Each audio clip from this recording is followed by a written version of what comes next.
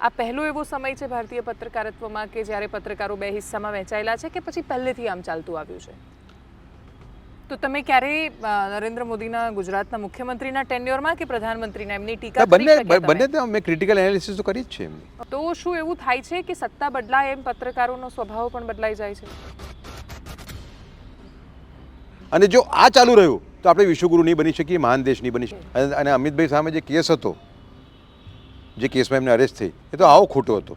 એક પશ્ચિમનો દેશ છે, ત્યાં તો સેક્સની કંઈક સ્પોર્ટ્સ કોમ્પિટિશન થવાની છે કે જે નુકસાન વિદેશી આક્રમણકારોએ ના કર્યું ભારતને, એના કરતાં વધારે નુકસાન તમે લોકો આવું પીરસીને કરી રહ્યા છો. એક ભાઈએ એના બેન ઉપર રેપ કર્યો કાસગંજ યુપીમાં, અને બેનને મારી નાખી અને કીધું કે હું પોર્ન જોતો તો નાટું એટલે કર્યું નહીં. આરોપીના સ્ટેટમેન્ટમાં લખેલું હોય છે કે મેં આ જોયું ફોન ઉપર અને હું પોતાને રોકી ના શક્યો. એક પ્રિન્સિપલે એની 6 વિદ્યાર્થીઓની ઉપર બળાત્કાર કર્યા એમને, કે કન્ટેન્ટ જ બળાત્કારીઓનું મેઇન ઇન્સ્ટિગેટર છે. લગભગ રોજની 30 ફિલ્મો આવી આવે છે માર્કેટમાં. શું આપણે સાંસ્કૃતિક રૂપે એક કંગાલ દેશ હોઈશું? બધી લાઇટો બંધ હતી અને એ ફોન પર કંઈ જોતી હતી. લગભગ 2 કલાક જોતી હતી, 2 વાગ્યા સુધી. Producer, director, actor, actress, photographer, story writer, distributor, broadcaster. તો એના ઉપર દેશ વિરોધી પ્રવૃત્તિનો ચાર્જ લાગશે અને રેપને પ્રોત્સાહન આપવાનો ચાર્જ લાગશે. આ તો નેચરલ વસ્તુ છે ને, તમારે લગ્ન થયા ત્યારે છે જ. જ્યાં તમે સેક્સના સંદર્ભમાં છૂટછાટ લેવા મળો, એ સાત્વિક તત્વ તો મારું ગયું. એને કીધું કે હું પ્રોન જોઉં છું રાત્રે 2 કલાક અને પછી થાકી જાઉં છું. એટલે આ બહુ ગંભીર પરિસ્થિતિ છે.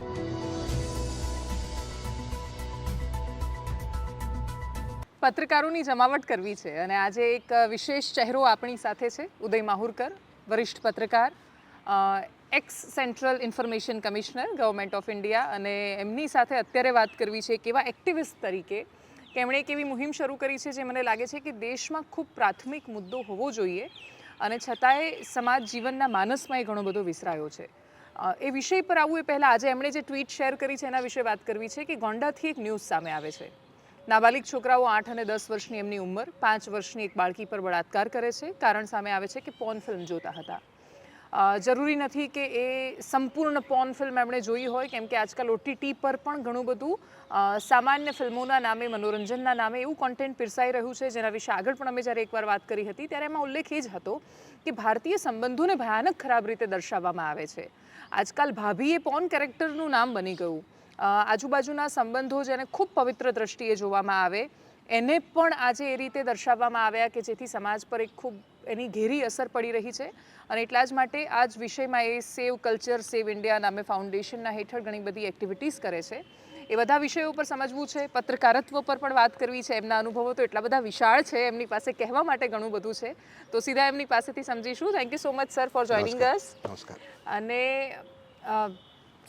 એ વક્તૃત્વ સ્પર્ધાની વાત હોય, સાંસ્કૃતિક યોદ્ધાને પુરસ્કાર આપવાની વાત હોય કે પછી એક ડોક્યુમેન્ટરી ફિલ્મ બનાવી હતી તમે, એક નાની શોર્ટ ફિલ્મ હતી જેમાં એ દર્શાવવાની કોશિશ કરી, જેનો સાર એવો નીકળતો હતો કે બળાત્કારોની પાછળ આ પ્રકારનું કન્ટેન્ટ જવાબદાર છે. બિલકુલ. તો એક તો એમાં કેટલું સત્ય છે કે શું ખરેખર દેશમાં થતા મોટાભાગના બળાત્કારો પાછળ આ પ્રકારનું કન્ટેન્ટ જવાબદાર છે? જો હું છે ને, જે એન્ટી રેપ એક્ટિવિસ્ટ છે એમના ટચમાં પણ છું. ઓકે. લગભગ 80% FIRની અંદર આરોપીના સ્ટેટમેન્ટમાં લખેલું હોય છે કે મેં આ જોયું ફોન ઉપર અને હું પોતાને રોકી ના શક્યો. હમણાં ડુંગરપુરમાં 7 મહિના થયા, એક પ્રિન્સિપલે એની 6 વિદ્યાર્થીઓની ઉપર બળાત્કાર કર્યા એમને 1 વર્ષના ગાળામાં. અને જ્યારે એને પકડવામાં આવ્યો, એક દીકરીએ હિંમત કરીને કમ્પ્લેન્ટ કરી, ત્યારે એને સ્ટેટમેન્ટમાં કીધું કે અમારા ફોન પર આવતું હતું, હું પોતાને રોકી નહોતો શકતો. એટલે અને બીજું, અમે લગભગ 8 થી 10 એવી ઇન્ટરનેશનલ સ્ટડીઝ ભેગી કરી છે જે સાબિત કરી આપે છે કે કન્ટેન્ટ જ બળાત્કારીઓનું મેઇન ઇન્સ્ટિગેટર છે. એમાં પહેલું પ્રૂફ જે છે એ છે ટેડ બંડી, અમેરિકાની અંદર નો સૌથી મોટો રેપિસ્ટ કિલર.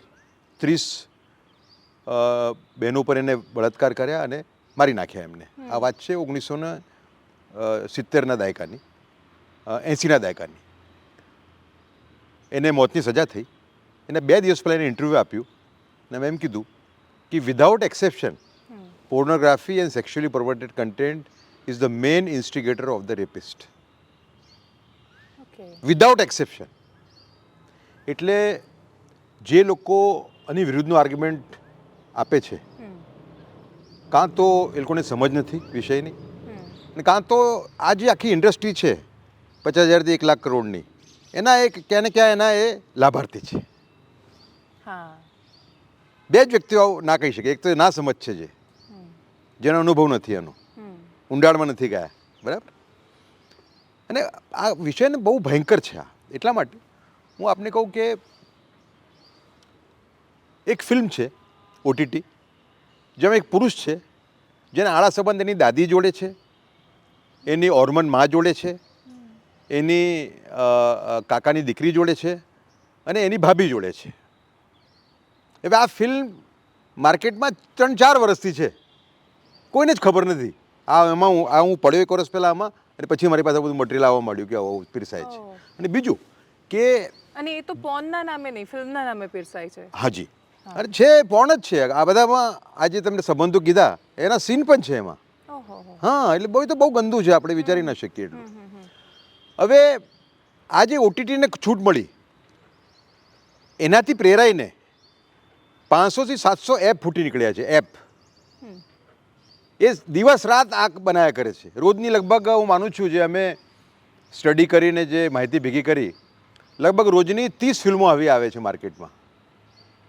હવે એપવાળા શું કરે છે, એ લોકો વેશ્યાઓને હાયર કરે છે, અને દિલ્હી સાઈડમાં એ લોકો મિરટમાં એ લોકોએ પેલા નાની ફ્લેટમાં પેલા બનાવ્યા છે આપણે સ્ટુડિયોઝ, ત્યાં લોકોનું શૂટિંગ થાય છે. એટલે પરિસ્થિતિ બહુ ગંભીર છે. એટલે દેશ દરેક ક્ષેત્રમાં આગળ વધી રહ્યો છે.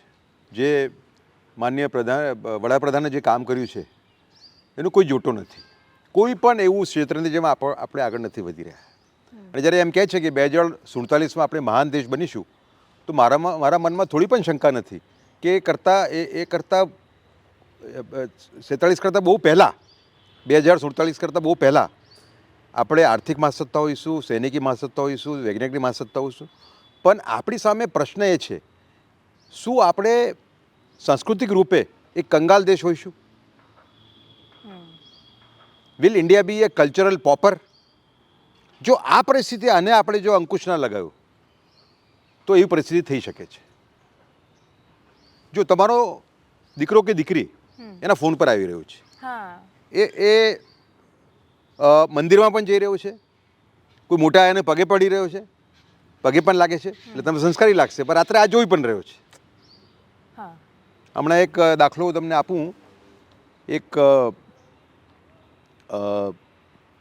રોયલ ફેમિલીના એક વ્યક્તિ મારી ઘરે આવ્યા હતા, રાજ પરિવારના.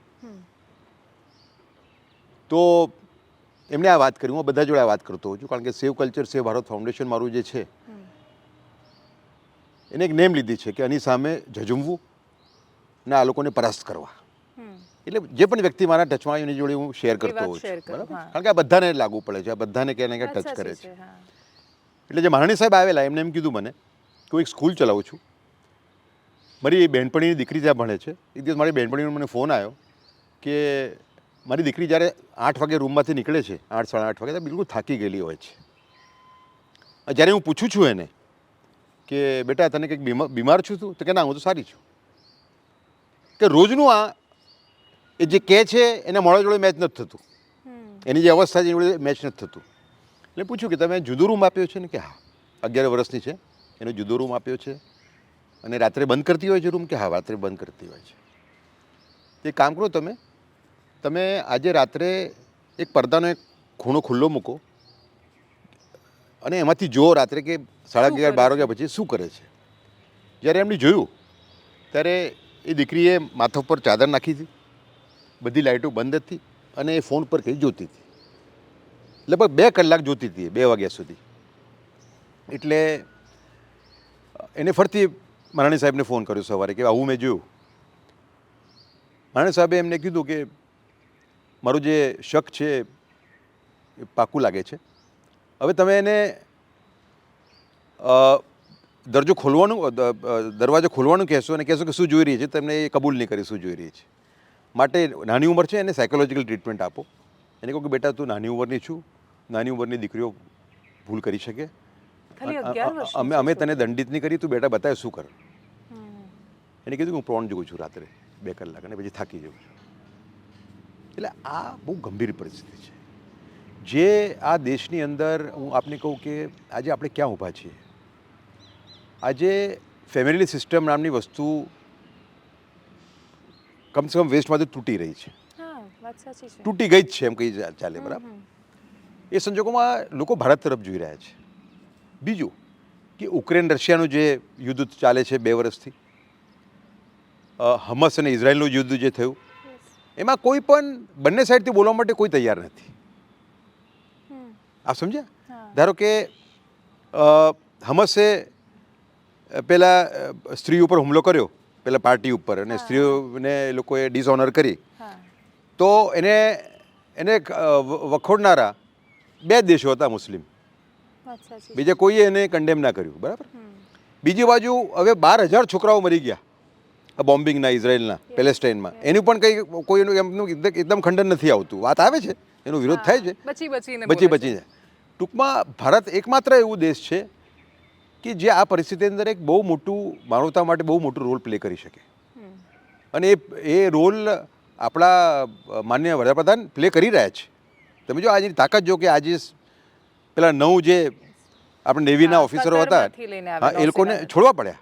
એટલે એની કેટલી બધી એમની પ્રતિષ્ઠા છે. એટલે આજે આપણે વિશ્વગુરુ બનીએ એવું બધા ચિહ્નો છે, પણ આ આપણી સામે મોટામાં મોટો અવરોધ છે. અને જો આ ચાલુ રહ્યું તો આપણે વિશ્વગુરુ નહીં બની શકીએ, મહાન દેશ નહીં બની શકીએ. કાં તો મહાન દેશ બનીશું તો કલ્ચર અમેરિકા જેવો હોઈશું, કે જેની પાસે પૈસા છે પણ છતાં. હા, બિલકુલ. તમે જો અમેરિકામાં 13-14 વર્ષની ઉંમરમાં છોકરાઓ 12-15 વર્ષમાં નીકળી જાય છે, પછી લગ્ન વગર સંતાનો પેદા કરે છે, અને પછી આરામથી મન ફાયા તારે લગ્ન કરતા હોય છે. એ લગ્ન પાછું કેટલું ટકે એની કોઈ ગેરંટી નથી.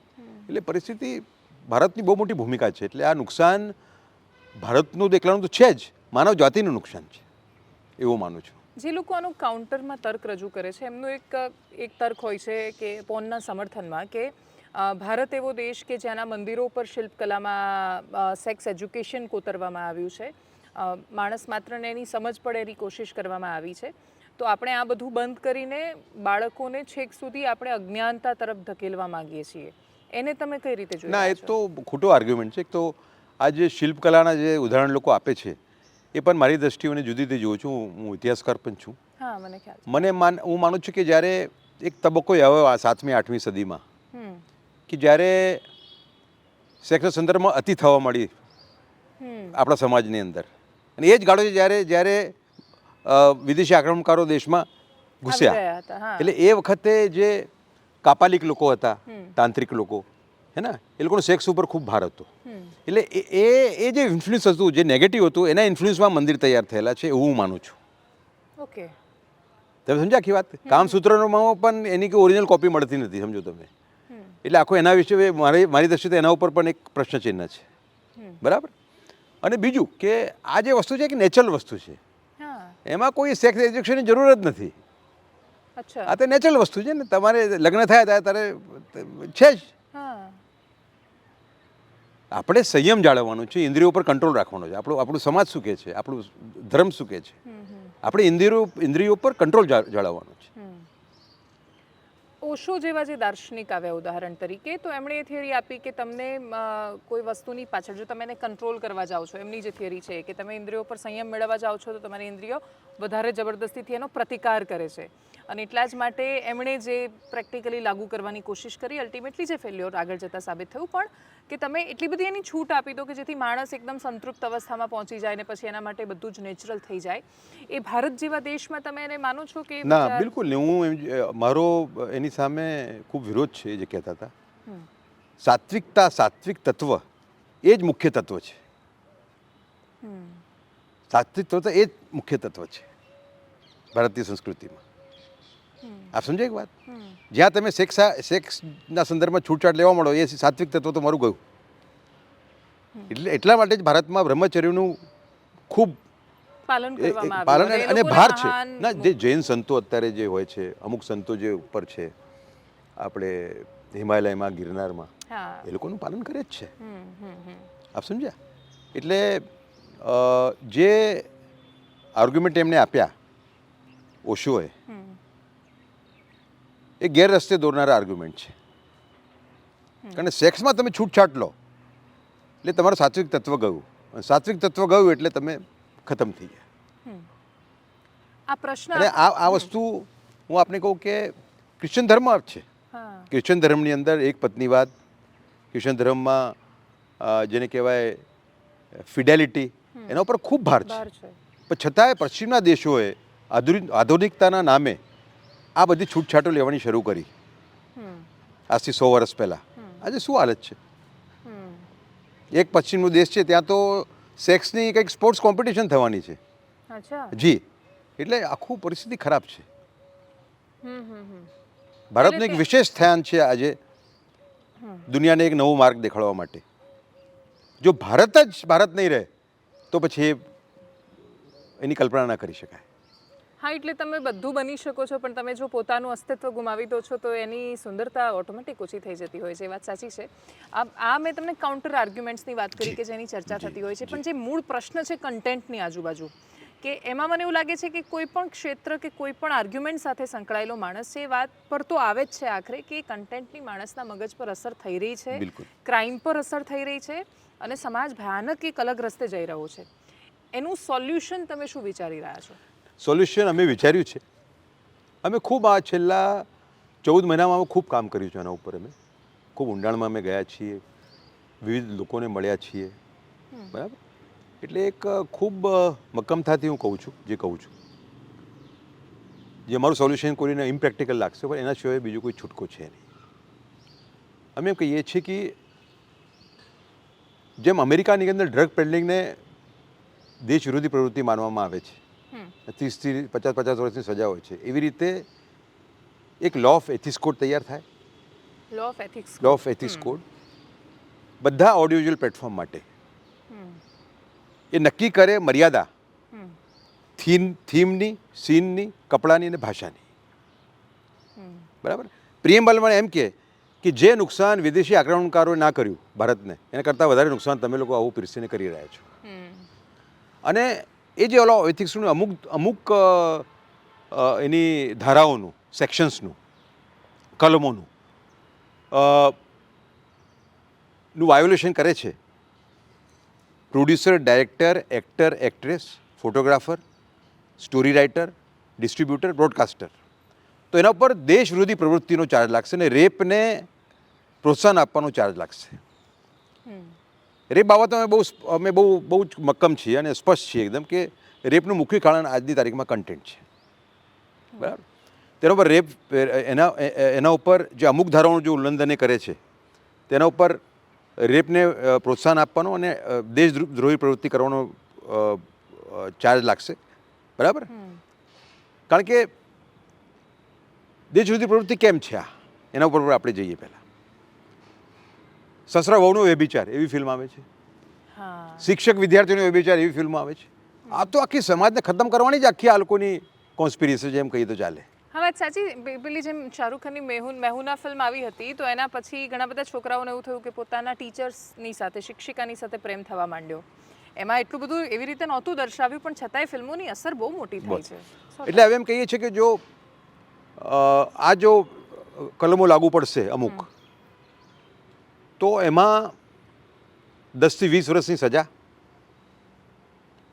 4 મહિનામાં સમરી ટ્રાયલ, 3 વર્ષ માટે બેલ નહીં, જે સામગ્રી તમે નાખી છે માર્કેટમાં, ડિસ્ટ્રીબ્યુટ કરી છે કાં તો બનાવી છે એ તમારે વિડ્રો કરવાની, અને બર્ડન ઓફ પ્રૂફ એ આખું તમારા ઉપર હશે, આરોપી ઉપર હશે. આ અમારું સોલ્યુશન છે. અને હું આપને કહું કે જો તમારો હેતુ સાત્વિક હોય, એને આગળ લઈ જનારા લોકો સાત્વિક હોય, તો ઇમ્પોસિબલ વસ્તુ પણ પોસિબલ થઈ શકે છે. એટલે તમે એવું માની રહ્યા છો કે તમે આ જે રીતે ડિમાન્ડ્સ છે તમારી એ સાર્થક થશે આવનારા સમયમાં? મને કેમ કે, રોજ તમે જો ને, આજે પરમ દિવસે એક ભાઈએ એના બેન ઉપર રેપ કર્યો કાસગંજ યુપીમાં, ઓકે, અને બેનને મારી નાખી અને કીધું કે હું પોર્ન જોતો હતો ને એટલે કર્યું મેં. એ પછી આ વાત છે 4 દિવસ પહેલાંની લગભગ. એ પછી પરમ દિવસે 2 છોકરાઓ પોર્ન જોતા હતા સ્કૂલમાં.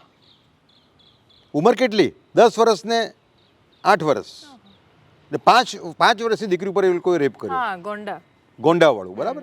એટલે પરિસ્થિતિ, ભારતે આમાં કોલ લેવો જ પડશે.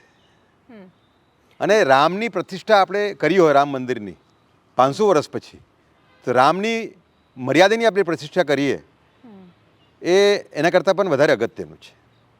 જે વાત મોહનજી ભાગવતે કરી હતી અને જે વાત હું માનું છું માનનીય વડાપ્રધાને પણ કરી તે દિવસે, જે એમનું જે વક્તવ્ય વક્તવ્યમાં એ વાત આવી ગઈ હતી. પણ એની અંદર તમે જેમ કે જ્યારે દરેક ઓડિયો વિડીયો માધ્યમ કયા, એની અંદર બાકીના સોશિયલ મીડિયા અકાઉન્ટ્સ પણ આવ્યા, તો એ જેમ કે ઉદાહરણ તરીકે ઇન્સ્ટાગ્રામ પર દિવસની કરોડો રીલ્સ મૂકવામાં આવે છે. હવે એ કરોડો રીલ્સમાં કોણ કેવા કપડાં પહેરે છે, કોણ કઈ ભાષા, બીજું કે નક્કી કરવાનો અધિકાર કે આટલી જ મર્યાદા રહેશે, આટલી નહીં રહે, તો એ વધારે કોમ્પ્લિકેટ નહીં થઈ જાય? નહીં, એ તો મંથન કરવું પડે, રસ્તો નીકળે છે એમાં. મેં તમને શું કીધું, સાત્વિક તમારો ભાવ હોય, સાત્વિક તમારો ગોલ હોય, ઉદ્દેશ્ય પ્યોર છે ને તમે આને લઈને નીકળ્યા છો, હા, એટલે તો એનો બધો રસ્તો નીકળે જ. તમારે એમ વિચારવાનું કે આપણે દેશને બચાવવાનો છે કે નથી બચાવવાનો, એ તમારા મનમાં જો સેટ થઈ જાય.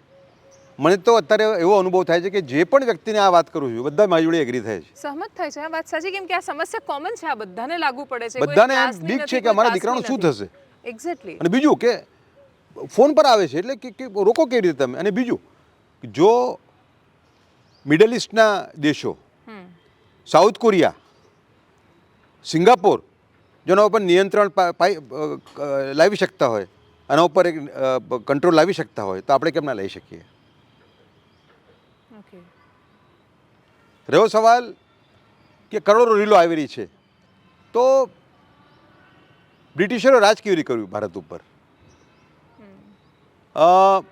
1940 પછી 3 લાખ બ્રિટિશરો ભારતમાં હતા 47 સુધી. એ પહેલાં તો 1 લાખ જ હતા. વાત સાચી. કેવી રીતે કરતા હતા? જોતા હતા કે એક વ્યક્તિને પકડતા હતા, એને ફાંસી આપતા હતા, એની શિક્ષા કરતા હતા, અને એ આખું જે એક્ઝામ્પલ છે એના લીધે આખું ચાલતું હતું. કે અવાજ ઊંચો કરશો તો આ સ્થિતિ થશે. એટલે આમાં તો આ તો સાત્વિક છે. બ્રિટિશરો તો બદમાશ હતા, એટલે કીધું આપણું શોષણ કરતા હતા. જો સાત્વિક કામ માટે આ કામ થઈ જ શકે, કેમ ના થઈ શકે? આપણે એકને શિક્ષા કરીએ આપણે, અને આપણે તો ક્યાં ફાંસીની વાત કરીએ છીએ, આપણે તો જેલની વાત કરીએ છીએ. પત્રકારત્વ કરિયર વિશે પણ આવું છે મારે સાથે સાથે. ઇન્ડિયા ટુડે, ઇન્ડિયન એક્સપ્રેસમાં તમે કામ કર્યું, અને વર્તમાન સમયમાં જ્યારે પત્રકારત્વની વાત આવે ત્યારે 2 પ્રકારની વાતો છે. કાં તો કોઈ એન્ટી મોદી છે અથવા એને એ રીતે એન્ટી રીતે જોવામાં આવે છે, અને કાં તો કોઈને ગોદી મીડિયાની જેમ જોવામાં આવે છે. આ પહેલો એવો સમય છે ભારતીય પત્રકારત્વમાં કે જ્યારે પત્રકારો 2 હિસ્સામાં વહેંચાયેલા છે, કે પછી પહેલેથી આમ ચાલતું આવ્યું છે?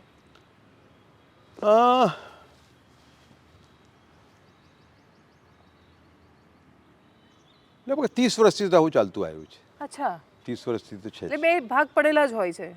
હા, 2 ભાગ પડેલા હોય છે. 30 વર્ષથી હું જોતો આવ્યો. સરકારની સાથે અને સામે. હા, એટલે બધાને લાગુ નથી પડતું. મેં મારી પોતાની છાપ એવી હતી કે હું રાઇટિસ્ટ છું. સાવરકરની મેં પુસ્તક લખી, વડાપ્રધાન ઉપર 2 પુસ્તકો લખી મેં. પણ એ સંતુલન મેં જાળવેલું છે. મારા પત્રકારત્વમાં મારું કોઈ ઉઠાઈને જોવે તો એને ખ્યાલ આવશે કે મેં એ સંતુલન ખૂબ સારા પ્રમાણમાં જાળવેલું છે. તો તમે ક્યારે નરેન્દ્ર મોદીના ગુજરાતના મુખ્યમંત્રીના ટેન્યોરમાં કે પ્રધાનમંત્રીના એમની ટીકા બંને તો મેં ક્રિટિકલ એનાલિસિસ તો કરી જ છે એમની. ઓકે, હા, બિલકુલ કરી જ છે. મને બંને ચોપડીઓ પણ ક્રિટિકલ એનાલિસિસ છે. અચ્છા. હું એમને એક મહાન વ્યક્તિ માનું છું, as a administrator, as a visionary nationalist. પણ જ્યાં કંઈ એવું આવ્યું કે એઝ એ પત્રકાર મારે ટીકા કરવાની હોય તો મેં કરી જ છે. ઓકે, હા, બિલકુલ. અને એ ટીકાને પ્રધાનમંત્રી કેટલી હદે સ્વીકારી શકે છે? ખૂબ સ્વીકારતા હતા, સારી રીતે. ઓકે. મારો અનુભવ છે કે સારી રીતે સ્વીકારતા હતા. કોઈ દિવસ એમને આ 2 પુસ્તકો મેં લખી, એમની પણ મદદ લીધી મેં, બરાબર, એમની પણ મદદ લીધી ને, કારણ કે ડેટા માટે અને એના માટે. છતાં એમને મારી પાસે પુસ્તકનું શું કહેવાય છે, એની મેન્યુસ્ક્રિપ્ટ પાંડુલિપિ ના માગી મારી પાસે. માગી શક્યા હોત, ધારો તો મને કહી શક્યો હોત કે શું લખ્યું છે, તમે થોડા છપાતા પહેલાં મને દેખાડો. નથી માગી એમને. એટલે નરેન્દ્ર મોદીની એક એવી પણ એક એમની બાજુ છે જે ઓછા લોકોને ખબર હોય. હાજી, તો એવી મારી જેટલી બી ક્રિટિસિઝમ થઈ મારી એમ મારા હાથે, એમાં ભાગ્યે જ એમને કોઈ વિરોધ કર્યો હોય. અચ્છા. હાજી. તો એવું શું કામ કહેવાય છે કે એવું જનરલ માહોલ છે અને પત્રકારોમાં, ખાસ જે લોકો વરિષ્ઠ પત્રકારો છે, વર્ષોથી કામ કરે છે, લોકો કહે છે નરેન્દ્ર મોદી ટીકા નથી સહન કરી શકતા? ના, એવું કોણ છે ટીકા કરનાર એના ઉપર આધાર રાખે છે. અચ્છા. હું કરતો તો મારું સહન કરતા હતા. ઓકે. સારા પ્રમાણમાં મેં કરેલી છું. જ્યારે કે હું એમનો પ્રશંસક ગણાવું છું, એઝ એ પત્રકાર એ લોબીમાં છું. અચ્છા. પેલી વાડીમાં, બરાબર. ગોદી મીડિયા થોડો વધારે અઘરો શબ્દ છે, પણ ચાલે. પ્રો રાઇટિસ્ટ પેલા એમાં છું. પ્રો રાઇટિસ્ટ, હા. પણ મેં મારું પત્રકાર તરીકેની મારી જવાબદારી નિભાવી છે, સારી રીતે નિભાવી છે. કોઈ એનો જો છણાવટ કરે તો એનો ખ્યાલ આવશે. એ કેટલું જરૂરી છે, કેમ કે સામે ઊભા હોવ ત્યારે પણ એ બેલેન્સ જાળવવું, કે તમને ઉદાહરણ તરીકે નરેન્દ્ર મોદી, ઘણા બધા પત્રકારો એવા છે કે જેમને વ્યક્તિગત રીતે નથી પસંદ, પણ એ લોકો જ્યારે એ વિષયની વાત કરે તો એમાં હંમેશા છલકાઈ જાય છે કે એમને નરેન્દ્ર મોદીથી વાંધો છે. તો પત્રકારોનું એ હિસ્સાઓમાં વહેંચાઈ જવું કે જ્યાં એ જ્યારે પત્રકારત્વ કરે છે, સારી વાત નથી, બહુ સારી વાત નથી. સત્ય આધારિત રિપોર્ટિંગ હોવું જોઈએ, સારી વાત નથી. વર્તમાન જે સમય ચાલી રહ્યો છે બધાને લાગુ પડે છે. કયો સમય તમને લાગે છે? કેમ કે આની આજુબાજુ બહુ ચર્ચાઓ છે અને ખાસ તો ડિજિટલ પ્લેટફોર્મ બહુ બધા ઊભા થયા છે, એને બે રીતે જોવામાં આવે છે. એક ચોક્કસ જજમેન્ટ આપવું મુશ્કેલ છે, પણ બધું જે પ્રિન્ટ મીડિયા, સોશિયલ મીડિયા બધું મિક્સ થઈ ગયું છે. સમજ્યા તમે? હવે સોશિયલ મીડિયાનું જે પત્રકારત્વ છે એને તમે એમાં ના ગણી શકો મેઇન સ્ટ્રીમમાં. કેટલા લોકો એમાંથી પત્રકારત્વ ચલાવે છે પોતાનું સોશિયલ મીડિયા ઉપર. તમે સમજ્યા એક વાત? પણ સત્ય આધારિત રિપોર્ટિંગ હોવું જોઈએ એવું માનું છું, સ્પષ્ટ. ઓકે. હા, બિલકુલ. છેલ્લે ખાલી એ સમજવું છે કે તમે જ્યારે ઇન્ડિયા ટુડેમાં કામ કર્યું કે પછી ઇન્ડિયન એક્સપ્રેસમાં, ઘણી બધી વાર એ પ્રકારની પરિસ્થિતિ આવી હશે કે જ્યારે તમારે સરકારની ટીકા કરવાની પણ થઈ હશે. એવું પણ કહેવાય છે કે મીડિયામાં માલિકોનું ઘણું બધું ઇન્ફ્લુઅન્સ રહેતું હોય છે. ગુજરાતના સંદર્ભે વાત કરીએ ત્યારે પણ એ બધું આવે છે. તો એ સમયમાં પણ શું એવું હતું કે જ્યારે સ્ટોરીને ઉપરથી ઇન્ફ્લુઅન્સ કરવામાં આવતી હોય કે આ રીતે કરવાની છે? એવા પ્રયત્નો થતા હોય છે. હું વધારે ઊંડાણમાં નહીં જાઉં. હા, ઓબ્વિયસલી. પણ હા, એવા પ્રયત્નો થતા હોય છે. અને નરેન્દ્ર મોદીનો એ સમય કે જેમાં એ પ્રયત્નો થતા હોય છે કે જે ઉપર હોય વ્યક્તિ એ નીચેવાળા વ્યક્તિને પ્રેશર કરે કે અમુક ટાઈપનું જે રિપોર્ટિંગ તમે કરો. કેમ કે 1992નું ઇન્ડિયા ટુડે મેગેઝિનનું ઉદાહરણ તરીકે એ વખતનું જે કવરેજ હતું એ આ વખતે બહુ વાયરલ થયું, કેમ કે જેમ કે અત્યારનો વર્તમાન સમય છે તો ખૂબ પ્રશંસા થઈ રહી હતી ચેનલ અને બાકીના બધા માધ્યમો પર. બાબરી વિધ્વંસ થયો ત્યારે જબરદસ્ત ટીકા પણ થઈ હતી એ સમયે. તો શું એવું થાય છે કે સત્તા બદલાય એમ પત્રકારોનો સ્વભાવ પણ બદલાઈ જાય છે? એકદમ એવું ન કહી શકીએ આપણે. ઇન્ડિયા ટુડે તો એક લેવલ જાળવેલું છે, એવું નથી એકદમ. ઓકે. પણ હું માનું છું કે નરેન્દ્રભાઈનું કામ એટલું સારું છે કે એ પ્રભાવમાં જે માણસ સ્ટેટ ચાલતો એને આવવું જ પડે. કારણ કે તમે જો કોઈ પણ એવો ક્ષેત્ર નથી કે જેમાં ભારત પ્રગતિ નથી કરી રહ્યું. અને મેં તો શું 2 ચોપડીઓ લખી છે એમના ઉપર. ગુજરાતના 13 વર્ષનું એમનું જે ગાળું હતું એના ઉપર, ગવર્નન્સ ઉપર ચોપડી છે. એમના ઉપર નથી, એમના ગવર્નન્સ ઉપર છે, એમના વહીવટી કુશળતા ઉપર છે, બરાબર.